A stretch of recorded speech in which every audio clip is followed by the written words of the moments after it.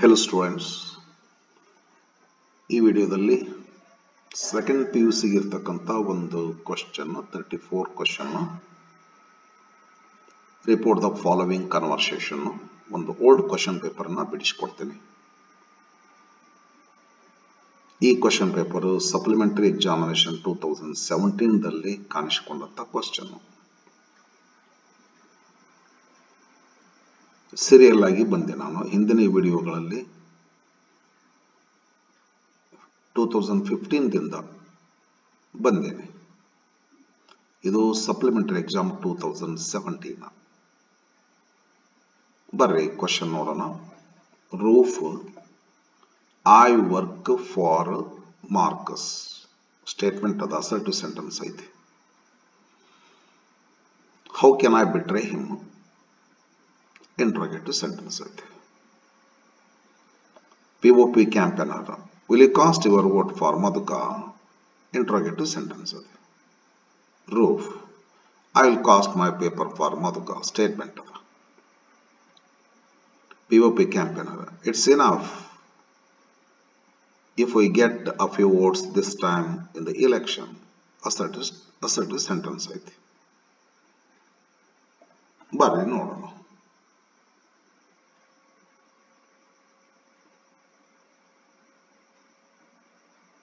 Roof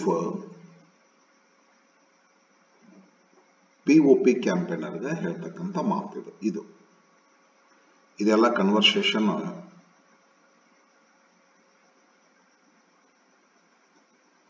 on the eve of election day previous night ಏನು POP campaigner leader campaigning leader ರೂಫ್ ಮನೆಗೆ visit ಕೊಡ್ತಾರಲ್ಲ ಆ ಟೈಮ್ದಲ್ಲಿ ನಡೆದಂತ ಕನ್ವರ್ಸೇಷನ್ ಇದು.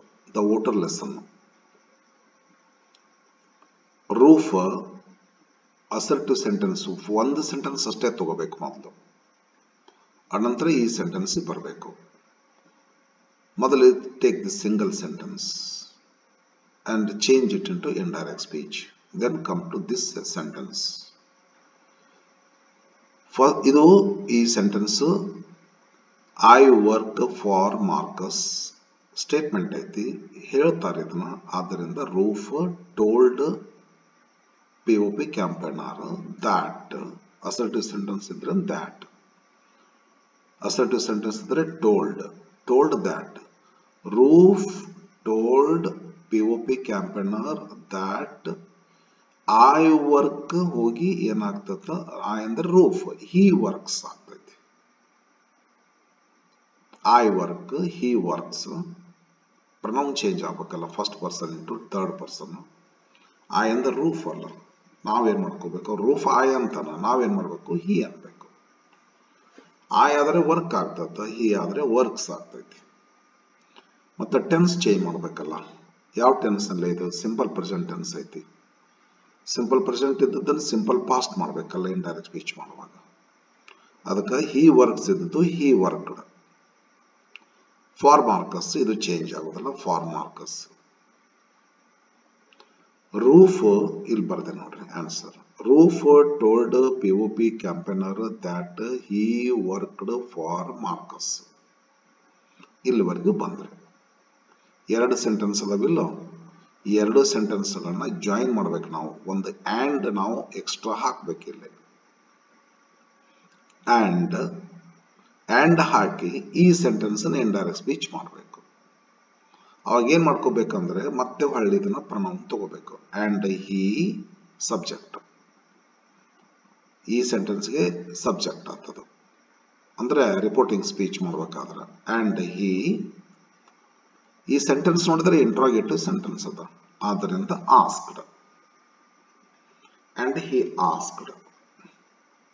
WH ಕ್ವಶನ್ ಅದ, WH word. And he asked how. ಈ ಕಂಜಂಕ್ಷನ್ ಆದ್ಮೇಲೆ ಹೌ WH ವರ್ಡ್ ಅದನ್ನ ಕಂಜಂಕ್ಷನ್ ಆಗಿ ತಗೊಂಡು ಹೌ ಆಯ್ತು. ಕ್ಯಾನ್ ಐ ಬಿಟ್ರೆ ಅಸರ್ಟಿವ್ ಮಾಡ್ಕೋಬೇಕ್ರಿ. ಐ ಕ್ಯಾನ್ ಬಿಟ್ರೆ. ಐ ಅಂದ್ರೆ ರೂಫ್ ಕ್ಯಾನ್ ಬಿಟ್ರೆ. ಹಿ ಕ್ಯಾನ್ ಬಿಟ್ರೆ. ಹಿ ಕ್ಯಾನ್ ಬಿಟ್ರೆ ಪಾಸ್ಟ್ ಟೆನ್ಸ್ ಮಾಡ್ಕೋಬೇಕಲ್ಲ, ಹಿ ಕುಡ್ ಬಿಟ್ರೆ. he could betray him. ಇಲ್ಲಿ ಮಾಡ ನೋಡ್ರಿ.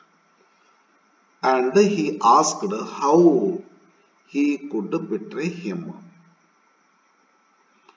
ಇದು ಆಕ್ಚುಲಿ ವಿದ್ಯಾರ್ಥಿಗಳು ಇಷ್ಟು ಮಾಡಬಹುದು, ಆದ್ರೆ ನಿಜವಾದ ಅರ್ಥ ಏನಾಗುತ್ತಂದ್ರೆ ಇದ್ರ ಅರ್ಥ ನೋಡ್ರಿ ಏನಾಗ್ತದೆ. ನಾನು ಹೆಂಗ ಅವನಿಗೆ ಮೋಸ ಮಾಡ್ಲಿ ಅಂತಂದ್ರೆ ನನಗೆ ಅವನಿಗೆ ಮೋಸ ಮಾಡ್ಲಿಕ್ಕೆ ಆಗೋದಿಲ್ಲ ಅಂತಂದಂಗದಿ ಮಾತಿನ ಅರ್ಥ. ಆದ್ರಿಂದ ನಾನು ಅದನ್ನ ಹೆಂಗೂ ಮಾಡ್ಬೋದು ಅಂತ ಹೇಳಿನಿ. ನನಗೆ ಅವನಿಗೆ ಮೋಸ ಮಾಡ್ಲಿಕ್ಕೆ ಆಗೋದಿಲ್ಲ ಅಂದ್ರೆ ಹೀ ಟೋಲ್ಡ್ ಹಿ ಅಂತ ಹಾಕ್ಬೇಕಿಲ್ಲ, ಹೌದಲ್ಲ.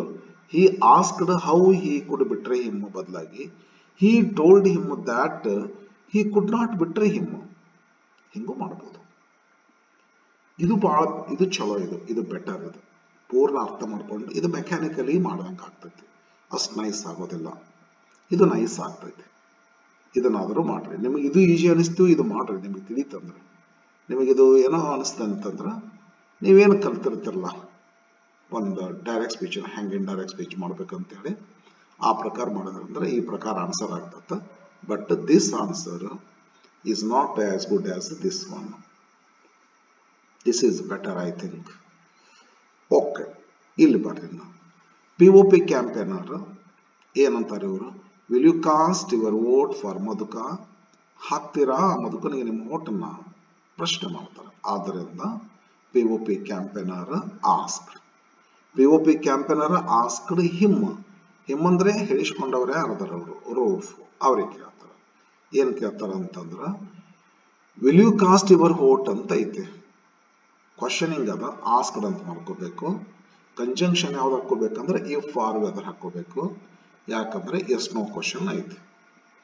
POP ಕ್ಯಾಂಪೇನರ್ ಆಸ್ಕ್ಡ್ ಇಫ್ ಆದ್ಮೇಲೆ ವಿಲ್ ಯು ಕಾಸ್ಟ್ ಇದನ್ನ ಅಸರ್ಟ್ ಮಾಡ್ಕೋರಿ, ಯು ವಿಲ್ ಕಾಸ್ಟ್. ಯು ಅಂದ್ರೆ ಯಾರಿಲ್ಲ, ರೂಫ್. He will cost.